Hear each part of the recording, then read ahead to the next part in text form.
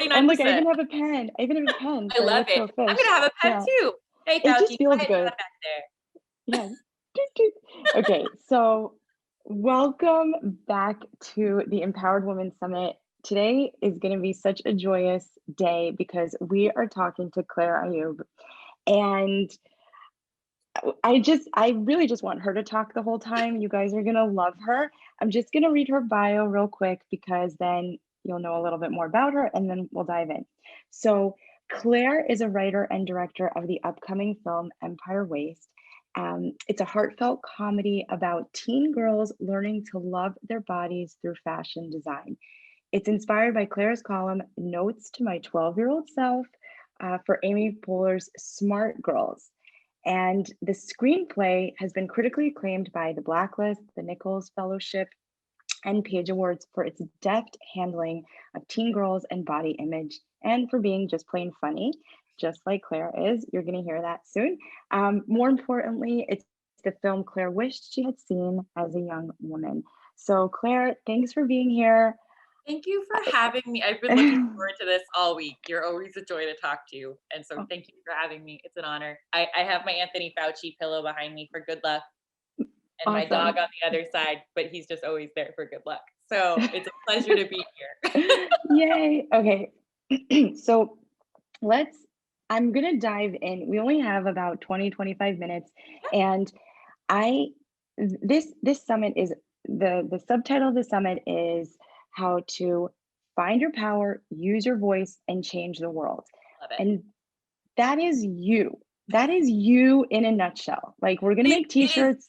It is many of us. And I think It is that's why I'm many so of us. excited you're bringing this summit together, because we were just talking before about the positive things that have come out of COVID and the pandemic, of having to settle and be where we are. The fact that we've been able to connect with each other and really Yeah. cheer each other on remotely has been awesome. So thank you. And I am excited to talk through that process, because it took a lot of learning to be comfortable with who I am and how I want to Yeah. change the world and make it happen. Okay. So let's go backwards. I think that's Yes, the best way to start. absolutely. Your story and where you are right now is inspiring to lots of people. So, I mean, you could go forwards if you want. Maybe it's too complicated to go backwards, but let's just cut to the chase. You are filming your feature film this summer. Yes. Discuss. Go. So I've been a director since I was 14 years old. I started directing theater when I was in high school. I was really blessed to have an amazing theater program, and I wrote and directed my first play when I was 14. But this is going to be at 31 my feature film debut, and I can't take full credit for doing it all myself, because it's been such a labor of love and just community that's making it happen. But I essentially wrote a column back in 2013, no, 2014, around there, for Amy Poehler's Smart Girls, called Take the Plunge. And it was about how when I was 12 years old, I had quit swimming because I had gained weight and I couldn't make that, 15, 20-foot walk from the locker room to the pool in a bathing suit. I felt too mortified. I felt humiliated. I felt like a monster. And I wrote this column, and the best thing about that column for me was being able to connect with my 12-year-old self with lessons I've learned. But the best thing about that was I wrote the column because I had decided at 25 to get back in the pool. So I wrote the column to challenge myself to confront my body image issues, talk to my inner child, and write to her that, I'm getting back in the pool. Please do too. And for me, it was really personal. It was one of the scariest things I'd ever written publicly. I had done a lot of writing. I had been at Upright Citizens Brigade. I did a lot of sketch comedy, columns, all this stuff. But that was the most personal thing I had written. And the response from the Smart Girls audience blew me away. Because it was really about the limits we put on ourselves because of our bodies, or because what happens when we make ourselves small. And I feel like as women, we do that a lot. And it's not just women, but for in my experience as a teen girl struggling with her image, I wanted to be as small as possible. And the article talked about how when we try to make ourselves physically small, we make ourselves emotionally small. In terms of our goals, we think we can't do anything. And so the challenge was really, don't tell yourself you're incapable of doing things. Like you can do it. don't put up these roadblocks for yourself that don't exist, all that good stuff. And so all these women started commenting saying, you know, this is why I quit running. This is why I quit basketball. This is why I haven't worn shorts since I was 10. Like all these limitations they put on themselves. And so just knowing I wasn't alone, first of all, oh man, what a difference that made. Because I was like, "Ah, I'm sure no one else felt that kind of shame. I'm sure da da da da. Because in reality, shame thrives in silence. It's something I talk about all the time in the making of this movie. While I do live readings, shame thrives in silence. And a movie like this, which talks about body image, which really is about a girl who is overweight and insecure, but has a secret talent for fashion design, but doesn't feel worthy to wear any of those clothes because of her size. And looking, what if you had the power to make whatever you wanted to wear, but you still don't feel worthy to wear it? I really wanted to Mm, tackle that because it's not just having the availability of clothes, it's yeah, feeling worthy. yeah. And that's what we really tackle in this story. So I wrote this story for everyone who replied to that article. I wrote it for the conversations it started with friends and family and therapy. Because after I wrote that first draft, whoo boy, did I need therapy. I didn't touch Yeah. that draft for 4 years. I gave Oh, it to my wow. managers. They were like, we love it. Second draft. I was like, absolutely. And then I quit. I didn't go back to comedy for like 4 years. I was burnt out. I was overwhelmed and I didn't know where my place was in the industry. So I ended up putting that away, going to therapy, working in advertising for like 4 years so I could have a savings account. And then it was when I was back in New York a couple years later, it was after the 2016 election. I really wanted to make content for women and girls. I wanted to use my power. I started creating a series called Your Hair Looks Great Today, which the 49% featured, which is all about short and sweet self-confidence boost for when you need it most. It's who I am, using heart and humor to shore people up for what they're capable of doing already. Um, Maybe we should just interrupt you. Maybe we should take a look at that right now. Absolutely. Your hair looks good. Oh my That's god. it. So, you cried at work. Been there, you may be considering. Early retirement, witness protection. Shh. Just walking into the sea. Look, you can't change the fact that you cried at work. It happens. But what you do afterwards is in your control. As hard as it may seem right now, don't let the shame about showing emotion erode the confidence you've worked so hard to build. You hear that, world? One moment doesn't define me. Wow. I am shouting. Loud and proud. So wash your face, take a walk, and when you get back into your office, walk in there with your head held high. And if anyone makes fun of you, just say, I care about my work. crying doesn't make you weak, it makes you human. So remember, Your hair looks great today. Your hair looks great today. Your hair looks great Your hair today. looks incredible No, today. your hair looks. I don't looks want to good. hear it. Get Your it, hair get it, looks- get it. Okay, keep going. So while I was working on a series of, on Your Hair Looks Great Today, while I was working on Your Hair Looks Great Today, my producer, Lizzie Bryce, who's a phenomenal writer and director herself, we were location scouting and I brought up this movie I had written a couple years ago. And she was like, can you send it to me? And I was like, no, I don't want to go near it. I was like, because I had such anxiety associated with it. The idea of rewriting a movie, which was my first movie I had written, was really overwhelming. And she's like, send it to me. And I was like, okay. And speaking of women supporting other women in the industry, she read it.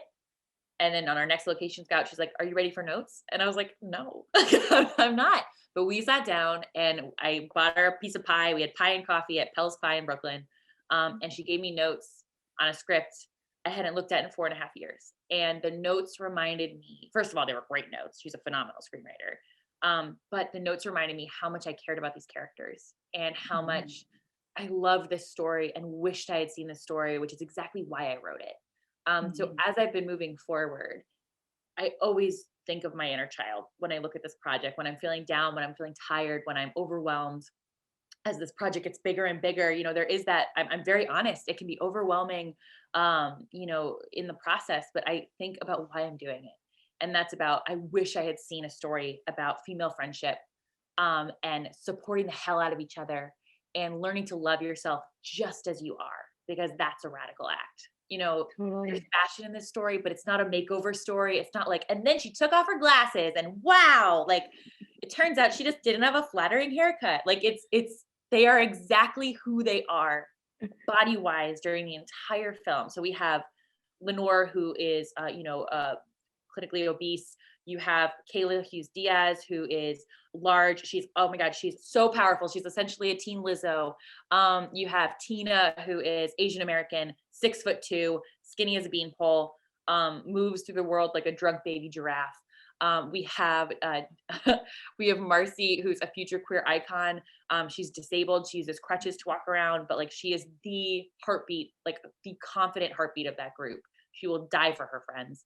And then we have Diamond, who is short and wide, and we meet her and she's flailing, and it turns out she's like a physics genius who just doesn't talk a lot, and that's okay. So they support each other, and Lenore discovers a talent for making clothes for people regardless of their size. And it's so exciting to see how much she loves making clothes for her new friends, but still won't wear them herself. So the story really tackles why. And we see that's because of society. We see that's because of her mom's own issues with her body that she learned from her mom, because generational trauma is very real, as we all know. So it's really, and throughout all of that, I use humor and just that heart of the powerful friendships in my life, especially female friendships in my life. And one of the things that we don't have in the movie that I was really particular about, there's no one making fun of themselves like at a fat joke or anything. Amazing. On purpose, because that's Yeah. just deflection, right? It's saying I'm going to make fun of myself first. And there are no friendship breakups. There's Oh, no, thank God. because we see that, right? Whenever there's a movie Constantly. about female friendship, they're like, there has to be a blow up. And sometimes and there are a lot of times where it works. But for me, I was like, I want to show that there are outside forces worth uniting against versus having a whole, collapse of a friendship. Because female friendships, I don't know about you, mine are super strong. Yeah. My Oh friends my from high gosh. school, my weirdo theater friends, my best friend who I co-wrote that play with when I was 14 is still my best friend. And we've been through everything together, and we support the hell out of each other. And that's the world I wanted to show to teen girls, especially. But the coolest thing I learned from hosting live readings, I hosted 17 live readings in 2019. And the coolest thing was age 14 to 84 resonated with this story.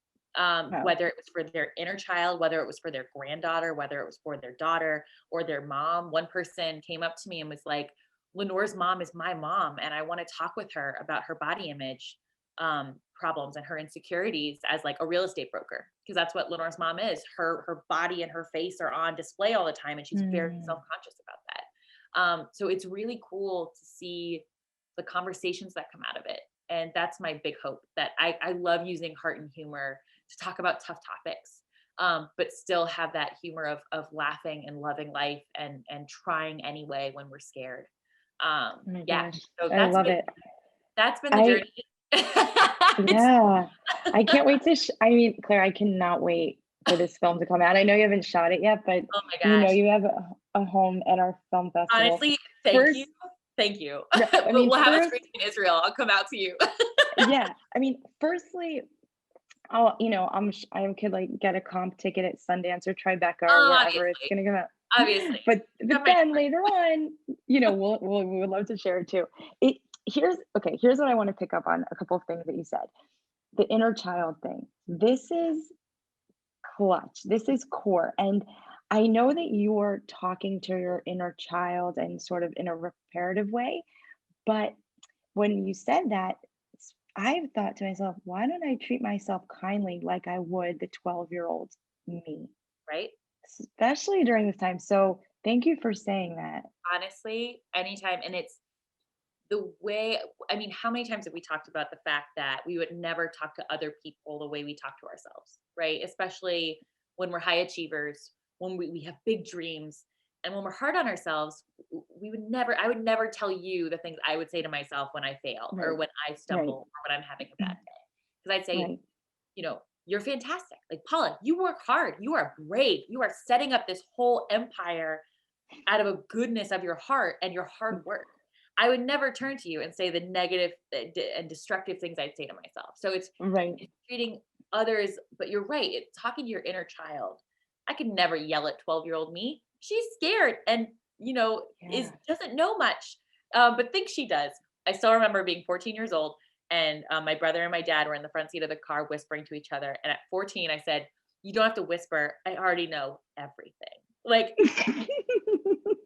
guess what? 31, not true. Like, just, but Yeah. talking to our inner child is the same thing of talking to your kids, right? Or talking to a niece or nephew, or talking to your student or someone you're mentoring. Yeah. Thinking about your inner child like that. And Yeah. for some people, if they're not comfortable with the inner child, thinking about your creative space. Um, Yeah. because I creating love comes that. from a vulnerable place. It's why, for me, I am so grateful. I'm part of a film community called Film Shop, which is based in New York, as well as a group of writers I formed through National Novel Writing Month, through alums from my college, Wellesley College. And we just support the hell out of each other. And we talk about how hard the work is. And we Mhm. don't pretend to be perfect. And we talk about how when we have a really good idea, sometimes that scares us because we're like, the possibility is huge. The success could be huge and the failure could be huge. And that's what keeps me from trying. And so my Mm. production company is called Try Anyway Productions because it is actually my life motto.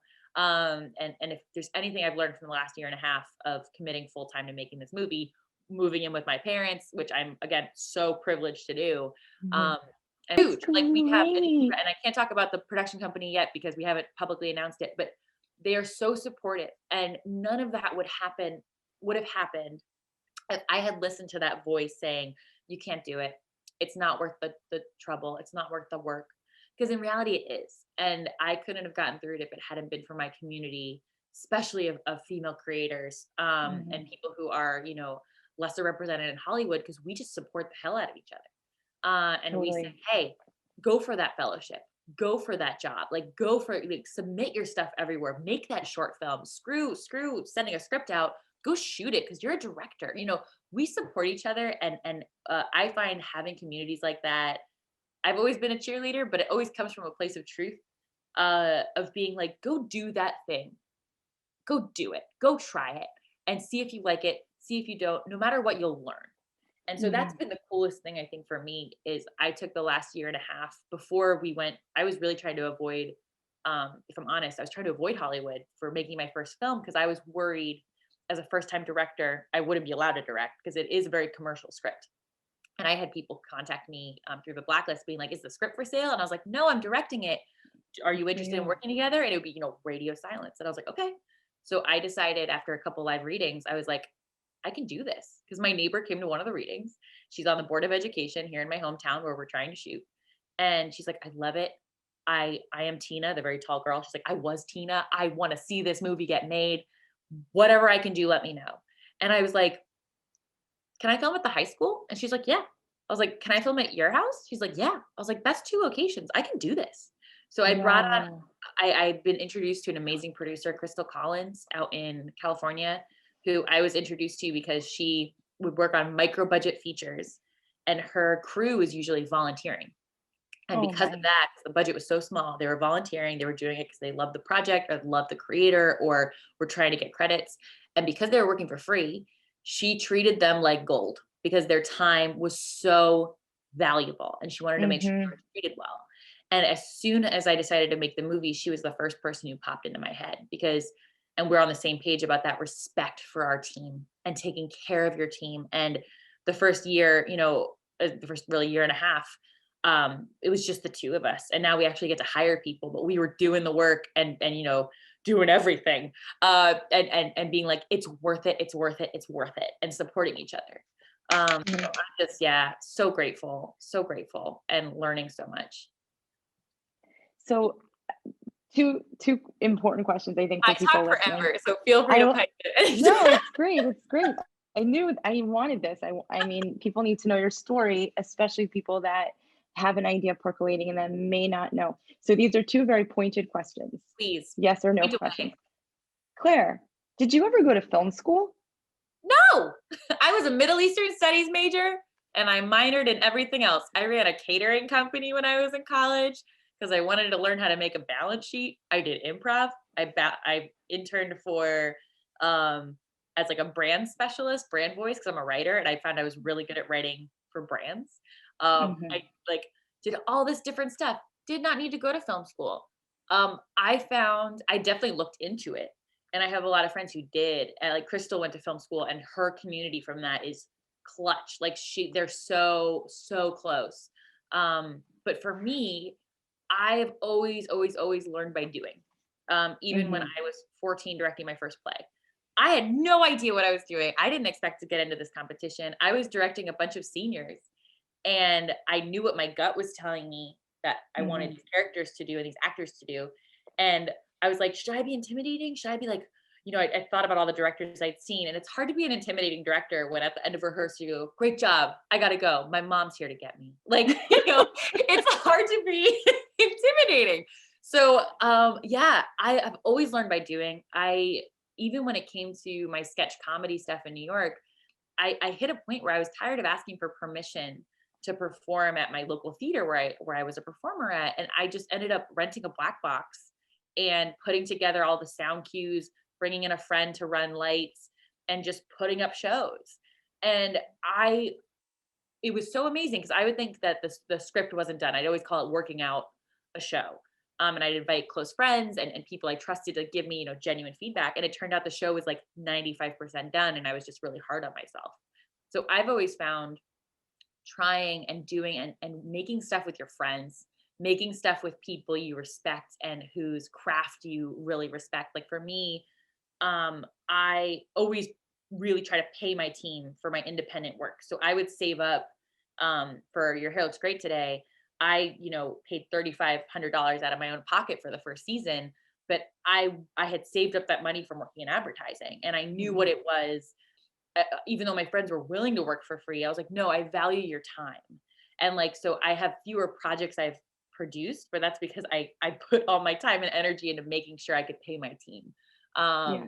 And so that was really important to me, and I learned, and I treat my sets the same way you treat film school. I'm like, I talk to my PAs and I'm like, hey, is there anything you're looking to learn while you're on set today? And someone's like, I'm actually really interested in sound. And I'm like, cool. Once you're done with your task, like here's the sound person, go meet each other, shadow, whatever you want to do. And that's really important to me. And why I love talking with students who either are in film school, want to work in film. I'm like, go shoot stuff with your friends. Like, go edit. You have all the software you need for free. Mhm. Like, just make it. It doesn't have to look like a Scorsese film. Like, there have been Oscar nominated films that were shot on an iPhone. Like, the quality's awesome. So, short, Mhm. short story. No, I have not gone to film school. Long story. Good. Have a lot more money to put towards my projects because of it. Totally. Okay, so here's the second question. Yes, please. Um, are you a writer? Like, who told you that you're a writer? When did you decide you're a writer? Great question. I knew I was a writer from when I was really, really young. And then I had a glorious period, speaking of being a teenager, where I was like, I'm not really a writer, but I want to be a writer, and had that beautiful imposter syndrome. Just pop on in and move in and be like, don't worry, I'm just gonna be over here and settle in that corner forever. So looking at that, it's one of those things that I repeat to all the writers I mentor, anybody I talk to, and they're like, I want to be a writer. And I'm like, you are. Like if you write, you Mhm. are. So that's honestly why I love running my I run a morning Zoom writing group from 8 to 10 a.m. on weekdays. If you ever want to join, you're more than welcome. Um, Cool. honestly, it's great. Right. I formed it during National Novel Writing Month, where I got to meet all these other writers. And I was like, it was mostly for me. I was like, I love showing up with other people. And it's kind of like working at a coffee shop with a friend and you just show up and write. And one of the best things is sometimes I'll meet people and they're like, I'm thinking of writing a book. I'm thinking of this, thinking of that. I want to be a writer. And I'm like, hey, I have this group if you want to join. And like, I've had people in there who I like met through classes or whatever. And they're like, I'm writing. I'm actually writing. I'm like, you're a writer. Like, that's all it takes. You don't need to be published to be a writer. You don't need that outside affirmation to be a filmmaker. If you shoot stuff and edit stuff, you're a filmmaker. Like if you make it happen. I think one of the best pieces of advice I ever got was from Mo Rocca, who is one of my favorites. He's on CBS. And I had him on a podcast I ran when I was in my early 20s called In Too Steep, and it was tea coloring with comedians, and people at home could color along. It was very fun. And my friend and producer worked for CBS, and she was able to get Mo as my guest, and we hit it off, and he was so sweet. And I was like, do you mind if I ask you, for advice? And he's like, absolutely, email me. And I think I was 23, I was like all perturbed because I was like, I don't know if I want to be a writer or a director or a producer or an actor. And I was like very overwhelmed at having to pick a path. And so I called him, we were chatting, and I told him my big problem of which path to take, Mo. What do you recommend? And his advice is something that stuck with me, which is, why are you putting up walls that don't exist? And I was like, I'm sorry, that's the sound of my brain exploding. Why are you putting up walls that don't exist? And to this day, I thank Mo Rocca for every door I've walked through where I'm like, I am a multi-hyphenate. I am a writer, director, producer. I am a eternal student. I am learning as I go, and I'm an expert of some things. I'm, and some things I'm totally new.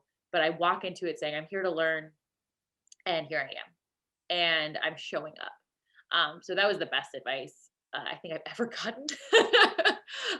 Maybe he wants a producerial credit on oh my your God, next no, I got to see him. He has this great podcast called Mobituaries, and it's all about obituaries of either people or things that didn't really get the credit they deserve. It's fantastic. And I got to see him perform in Fairfield in Connecticut, which is close to where I live. And it was just so good to see him. And he's so funny and talented. And I emailed him after. I was like, because I didn't get to see him in person, and I was just like, thank you for being you. Like, it's just, he's such a beacon for me because he is an example. I just love looking at people who are passionate about what they do and do the work.